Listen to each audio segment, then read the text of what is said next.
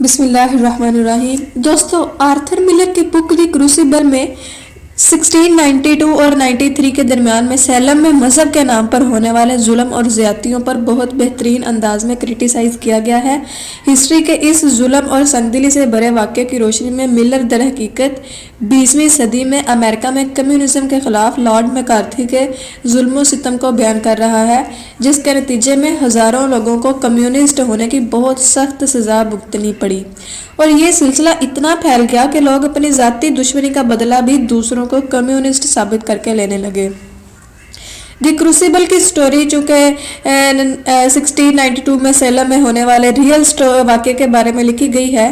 Story کا آغاز reverend Paris سے ہوتا ہے، جو کہ سیلم میں مذہبی امور کا منسٹر ہے۔ وہ اپنے کمرے میں بہت پریشان دکھائی دیتا ہے کیونکہ اس کی بیٹی جس کا نام بیٹی ہے وہ رات سے بے ہوش ہے۔ ریورنڈ پیرس بیٹی، ایبیگیل جو کہ بیٹی کی کزن ہے، اور دوسری کئی لڑکیوں کو جنگل میں روحوں کو پکارتے اور بلاتے دیکھتا ہے۔ بیٹی اپنے باپ کو وہاں دیکھ کر بہت دنگ رہ جاتی ہے اور ہوش میں نہ آنے کی ایکٹنگ کرتی ہے۔ دوسری طرف رتھ پٹنم جو کہ مسز اینڈ مسٹر پٹنم کی بیٹی ہے، وہ بھی بے ہوشی کا ڈرامہ کرتی ہے تاکہ بدروحوں کے ہونے پر یقین دلا سکے۔ مسز پٹنم کے پہلے ہی 7 بچے پیدائش کے وقت وفات پا چکے ہیں، چنانچہ وہ فوراً رتھ کی حالت دیکھ کر بدروحوں کے وجود پر یقین کر لیتی ہے۔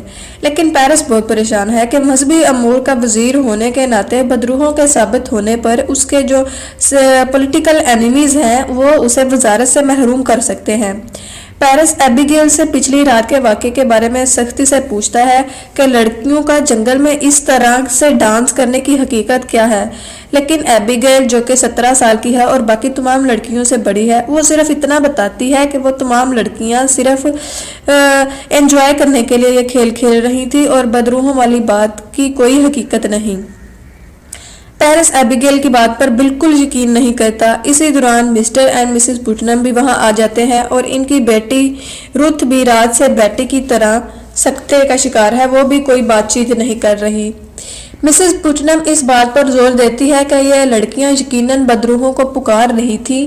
وہ اس بات کا بھی دعویٰ کرتی ہے کہ بیٹی کو ہوا میں جھاڑو پر بیٹھ کر اڑتے ہوئے بھی دیکھا گیا ہے۔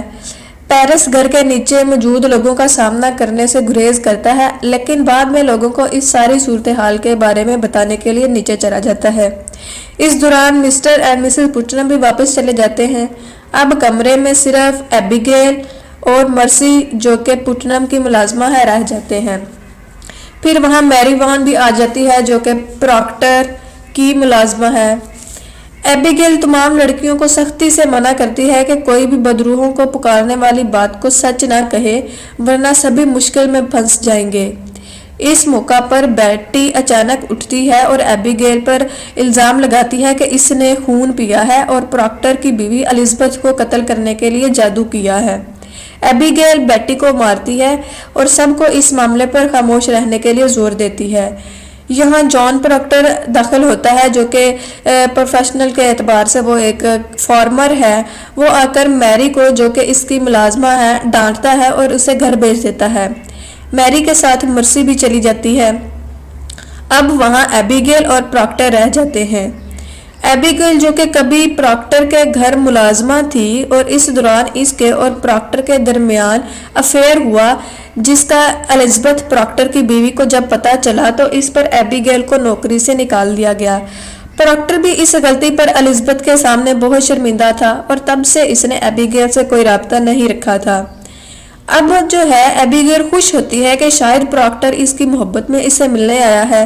وہ پراکٹر کو دوبارہ اپنی طرف متوجہ کرواتی ہے اور اسی وقت نیچے سے دعائیں پڑھنے کی اونچی آوازیں آتی ہیں اور بے ہوش بیٹی ایک دم سے اٹھ کر زور زور تالیاں بجاتی ہے۔ پیرس بھاگ کر کمرے میں آتا ہے، اس کے پیچھے کچھ دوسرے لوگ بھی آتے ہیں۔ پیرس پراکٹر کو دیکھ کر باقاعدگی سے چرچ نہ آنے اور چرچ کے بارے میں اچھے خیالات نہ رکھنے پر اسے برا بھلا کہتا ہے۔ پیرس، پٹنم اور باقی لوگ پھر ایبیگیل سے دوبارہ تفتیش کرتے ہیں۔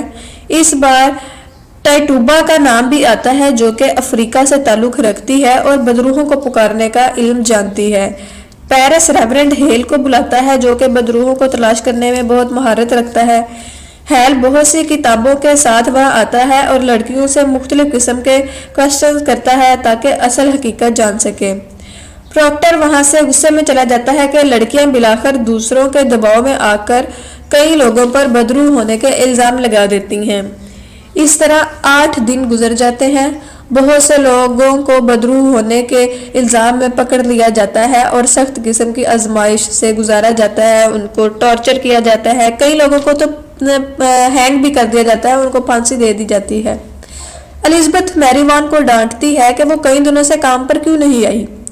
میری وان بتاتی ہے کہ اب اسے عدالت میں گواہی کے لیے بلایا جاتا ہے کہ وہ دوسرے لوگوں میں بدرو کو پہچان سکے۔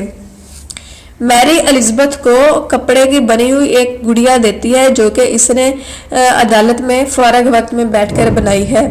الزبتھ پراکٹر سے ایبیگیل کے بارے میں بات کرتی ہے کہ ایبیگیل پراکٹر کی محبت میں کہیں الزبتھ کو بھی بدرو قرار نہ دے دے۔ پراکٹر اس کے ان الزامات کو جھٹلاتا ہے۔ الزبتھ پراکٹر پر زور دیتی ہے کہ وہ عدالت میں جا کر سب سچ بتائے کہ یہ سب لڑکیاں جھوٹی ہیں، اور ریورنڈ ہیل بھی وہاں آ جاتا ہے اور پراکٹر سے کہتا ہے کہ اچھے اور نیک لوگوں کو بدرو ہونے کا کوئی ڈر نہیں ہونا چاہیے، اور یہ کہ تمام لڑکیاں صرف انہی پر الزام لگا رہی ہیں جن کے اندر شیطان موجود ہو جاتا ہے۔ اس دوران جائلز کورے اور فرانسفرس جو کہ علاقے کے بہت معزز لوگوں میں شمار ہوتے ہیں آ کر بتاتے ہیں کہ ان کی بیویوں کو بھی بدرو ہونے کے الزام میں گرفتار کر لیا گیا ہے، اور یہاں عدالت کا ایک کانسٹیبل شیور اور مارشل ہیرک الزبتھ کو گرفتار کرنے آتے ہیں۔ ایبیگیل الزبتھ پر بدرو ہونے کا الزام لگاتی ہے۔ الزبتھ کے گھر پر کپڑے کی گڑیا جو کہ اسے میری نے دی تھی، اس کا ملنا جس کے اندر ایک سوئی بھی لگی ہوئی تھی، یہ ثابت کرتا ہے کہ وہ بھی دوسروں پر جادو کرتی ہے۔ پراکٹر بہت چلاتا ہے کہ یہ سب جھوٹ ہے اور لڑکیاں جھوٹی کہانیاں سنا کر عدالت کو گمراہ کر رہی ہیں، لیکن کوئی اس کی نہیں سنتا اور اس بات کا فیصلہ عدالت کرے گی، یہ کہہ کر اسے خاموش کروا دیا جاتا ہے۔ ان کے جانے کے بعد پراکٹر میری وان کو کہتا ہے کہ وہ عدالت میں جا کر جج ہاتھون اور ڈپٹی گورنر ڈین فورتھ کے سامنے جا کر بتائے کہ یہ سب لڑکیاں محض جھوٹ بول کر لوگوں کو سزا دلوا رہی ہیں، کیونکہ اب تک 72 لوگوں کو سزائے موت دی جا چکی ہے اور سینکڑوں لوگوں پر عدالت میں مقدمہ چل رہا ہے۔ میری وان پراکٹر کے ساتھ جا کر عدالت میں بیان دیتی ہے کہ اسے اور دوسری کسی بھی لڑکی کو کوئی بدرو نظر نہیں آتی ہے، اور اس کے سامنے ایبیگیل کو لایا جاتا ہے جو کہ عدالت کے سامنے اپنے آپ کو معصوم اور سچا ثابت کرنے کے لیے میری وان پر چلانا شروع کر دیتی ہے کہ میری کے اندر شیطان موجود ہے اور وہ ایبیگیل کو تنگ کر رہا ہے۔ اس کو دیکھتے ہوئے باقی لڑکیاں بھی چیختی چلاتی ہیں اور اپنی زندگی بچانے کے لیے میری وان کو بھی ان لڑکیوں کا ساتھ دینا پڑتا ہے۔ میری وان اپنی زندگی بچانے کے لیے پراکٹر پر الزام لگا دیتی ہے کہ پراکٹر نے زبردستی اس سے کہلوایا تھا، کہ اس طرح پراکٹر پر بھی الزام آ جاتا ہے کہ اس نے عدالت کو گمراہ کرنے کی کوشش کی۔ پراکٹر جب دیکھتا ہے کہ کوئی ان لڑکیوں کی معصومیت پر شک نہیں کر رہا تو وہ ایبیگیل کے ساتھ اپنے افیئر کی حقیقت بیان کر دیتا ہے تاکہ عدالت کے سامنے ایبیگیل کا اصل چہرہ سامنے آ جائے۔ پراکٹر بتاتا ہے کہ الزبتھ کو بھی اس بات کا علم ہے اور اس نے انہی تعلقات کی بنا پر ایبیگیل کو نوکری سے نکال دیا تھا۔ ایبیگیل اس الزام سے بالکل انکار کر دیتی ہے کہ اس کے اور پراکٹر کے درمیان کبھی کوئی تعلق کبھی نہیں تھا۔ اس معاملے کو ثابت کرنے کے لیے الزبتھ کو بلایا جاتا ہے تاکہ وہ حقیقت بتا سکے کہ اس نے ایبیگیل کو نوکری سے کیوں نکالا تھا۔ الزبتھ کو بلا کر جب پراکٹر اور ایبیگیل کے بارے میں پوچھا جاتا ہے تو وہ یہ سوچ کر سچ بتانے سے انکار کر دیتی ہے کہ کہیں پراکٹر کو بھی اریسٹ نہ کر لیا جائے۔ وہ یہ کہہ دیتی ہے کہ پراکٹر تو بہت اچھا انسان ہے اور اس کے اور ایبیگیل کے درمیان کوئی ایسا غلط تعلق نہیں، اور یہ کہ اس نے ایبیگیل کو شک کی بنا پر نوکری سے نہیں نکالا تھا بلکہ کسی پرسنل وجہ سے نکالا تھا۔ اس طرح پراکٹر ایبیگیل پر لگایا الزام ثابت نہیں کر پاتا اور گرفتار کر لیا جاتا ہے۔ بعد میں پراکٹر پر زور ڈالا جاتا ہے کہ وہ مان جائے کہ اس کے اندر بھی شیطان موجود ہے۔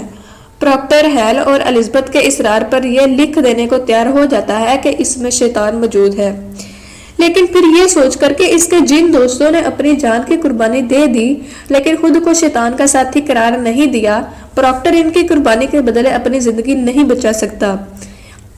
ये कहकर प्रॉक्टर अपना लिखा हुआ बयान फाड़ देता है और इस तरह अगली सुबह प्रॉक्टर और रेबेका को फांसी के लिए ले जाते हैं।